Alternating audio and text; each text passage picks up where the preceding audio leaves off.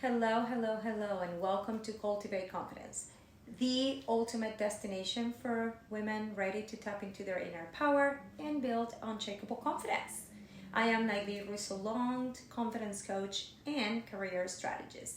And today, we are going to talk about a very critical topic for both personal and professional development, recognizing your strengths and weaknesses. Listen, whether you are just starting out in your career or you're looking to make a change, understanding what you're good at and what you need to work on is crucial for success. So, when you take the time to reflect on your skills, experiences, you'll have a much better understanding of what makes you unique and what value you bring to the conversation and you bring to the table. So by understanding your unique set of skills, you can focus on jobs and career paths that align to those strengths, making you incredibly valuable in the marketplace. It would also allow for you to feel more fulfilled, right? And avoid that burnout and that stress that comes when we are constantly working in a space where we're not very good at. It's super important for us to take a grasp of our weaknesses, and if there are things that we can do to offset them, absolutely we should. But it's also very critical that we understand the things that we're phenomenal at and then add on to that. So the biggest thing I would say here is that when you work on those strengths and weaknesses, you can also develop a very good personal brand that positions yourself in the marketplace very, very well. And positioning is everything nowadays where competition is so high. So how do we go about, finding out this real strength and weaknesses? Not the bullshit answer that we give in interviews, by the way, which is so superficial, is sad. I'm not talking about that. I'm talking about those things that you know. This is my superpower. This is what I'm phenomenal at. And this is my kryptonite. This is something that I try, but I'm not very good at it. And so a couple of things that you can do is, one is self-assessment, right? You know yourself well.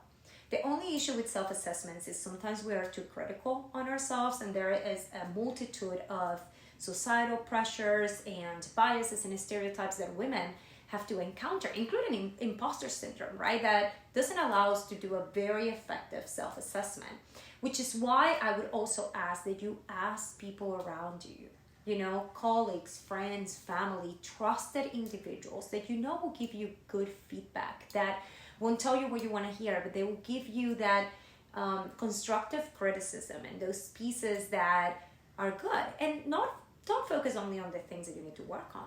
What are you really good at? What do they see that you bring to the conversation and to the table every time that you're there? And then make sure that when you're getting that feedback, you don't take it personally.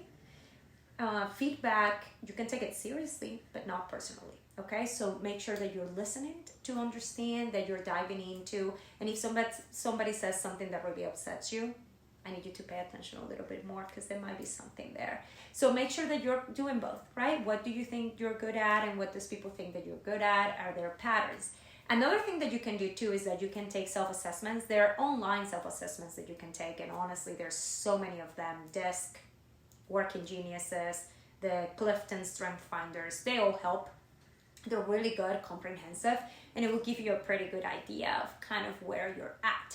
So once you do this, right, so self-assessment, asking others, and then that online assessments that really help, it gives you a holistic picture. You need to figure out ways to leverage those strengths and mitigate those weaknesses.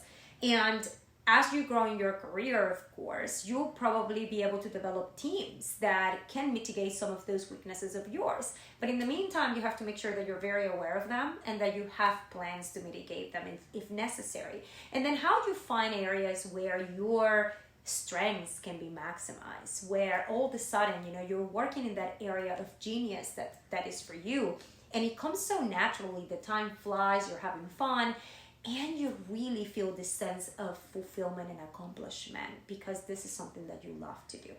I do want to make sure that you understand that you have to have a balance of both. You need to lean into your strengths and still work on those weaknesses.